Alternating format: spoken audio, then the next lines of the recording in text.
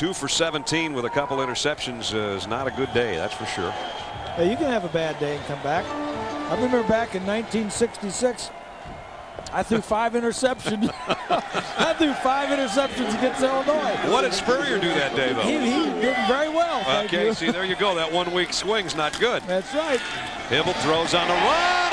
Trent Smith dropped it. And he knows he dropped it. That was right on the money, and he's a sure-handed tight end and one of the captains who just couldn't hold on to it.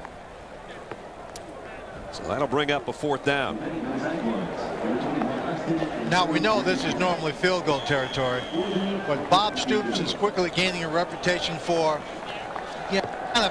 shooting from the hip, going with his gut feeling. We saw those 2 4th down plays he had in the first half. Now it's 4th down again, a long way. He's still pushing it in. Would have been about a 40-yard kick for his freshman kicker. They'll go on 4th down and 8. Hibble pumps once, now goes to the end zone. Got him! Touchdown! Brandon Jones.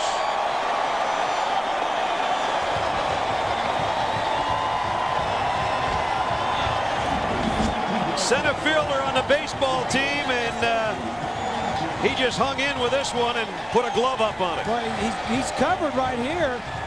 It's just that the defensive back, Austin, doesn't see the ball. Number 21, he just gets lost, and they stay with it, and he gets a touchdown out of it. Ball's thrown up. Austin loses it. Paris gets there late, and it's an easy touchdown. Extra point by DiCarlo. Up and good. Seneca Wallace threw a ball just like that earlier in the ball game, and it was picked off by Strait. Right. This time, the offensive guy makes the play. The defensive back doesn't see it. Talking with the coaches yesterday, and they were telling Lynn and I, when this kid finds out how good a football player he can be, then look out, because he's 6'3" and 210 pounds, and I'm talking about Brandon Jones, the sophomore on Texarkana, Texas.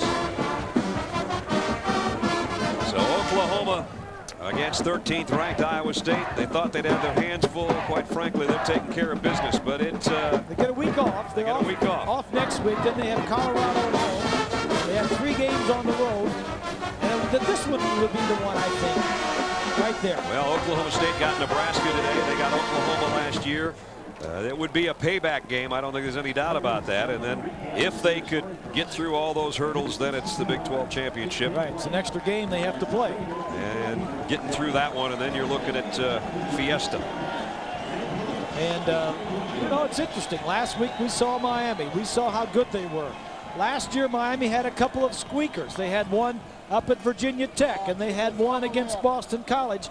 This year, they had a squeaker against Florida State last week. Oklahoma, going through the schedule, they're looking pretty good to me. They are.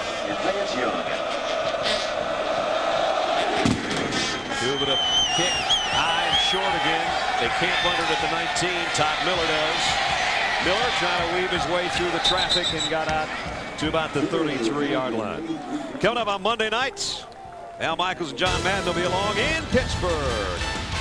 Jerome Bettis and Tommy Maddox and the Steelers host the Colts and their triple threat offense of Peyton Manning, Marvin Harrison, and Edgerrin James.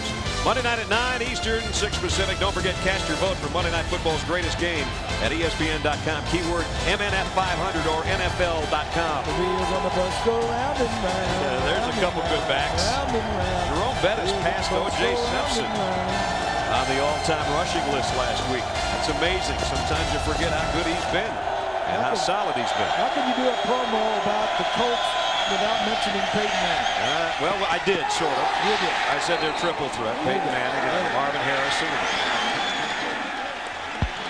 That Monday night game was also a little bit of a homecoming because the coach of the Colts is Tony Dungy. He's coming back to Pittsburgh where he played. There you go. And Bob says something, and the truck's got something to say back. That's my man right there. Since '98, Peyton has thrown more touchdown passes than anybody else. If you get down in a real nitty-gritty situation, I'd take that guy in the number 2 spot there. Oh, would you now? I would. I'd take him. He's one guy I love to watch play. Brett Favre. Man. Here's Wallace taking it himself. And Seneca might have gotten a yard. See, this is what we expected to see a lot more of early on, but they couldn't do it because they didn't make first downs. Right. And it's 3rd down and 9 again. And that pretty much tells what you're just talking about. You know, that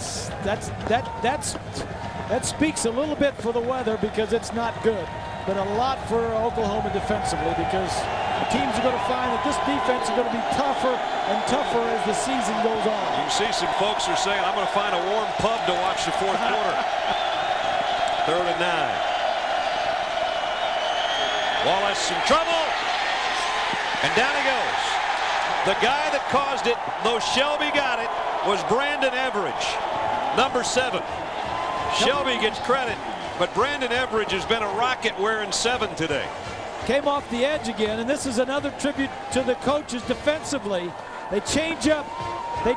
He's over here, number 7.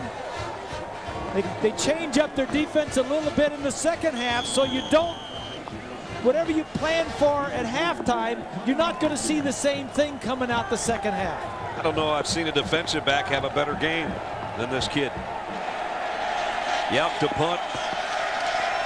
Antonio Perkins waits on the other end. This could be returnable. Let's see what Perkins does. Finds the handle, first of all, from the 18. Antonio Perkins breaks outside. Got a block. Got the corner. Flags are down. It's going to be an illegal block. It'll negate a nice return. Somebody just didn't quite get a hat in front of the shoulder on one of those blocks going to the outside. And it's going to take back a 35-yard return after a 52-yard kick. Push in the back. So they'll bring it all back. You could see it. He got one that was clean, but the second one wasn't. Right here. Yep, just get, if you can't see in front of his numbers or the front of his helmet, you might as well just get out of the way. And it was close. A nice try. And so they'll bring it back to, let's see, they'll walk it off down near the 25 somewhere. But you know, guys, it's such a helpless feeling. When you're that guy blocking in the back, you're trying to help your guy back there, trying to spring him loose, and you're right there. If you don't block him, then you got to stand there from behind that defensive guy and just watch him nail your return man. Right, and then you're going to get ripped in films, you know, on Sunday or Monday. Swanee, how you doing down there? You staying warm? I'm not very warm, and I'm not very dry. You're starting to sound nasal, partner. Yeah, you sound like you're a little bit further away. But you know, it's that first cold of the year. I already had that. A little colder. Don't get me started on that. I've been coughing through games for 2 weeks. I don't want another one. Quentin Griffin. You know, all these guys, all of us have been in very cold weather. Now, this is our first kind of cold game of the year, first time maybe standing out in that cold weather. So what happens is we feel a little much colder than what we really are. Your body's just not used to it, you see, and my brain's not functioning. I'm looking over here, and there's a camera over here. I like the raincoat, though. If we could get you an umbrella and a big handful of salt. I'm making a statement over here. Swanee's the Morton Salt Man down there. End of 3. 42-3, Oklahoma. ABC Sports presentation of college football returns after this message and a word from our ABC stations. I'm Max Kelly.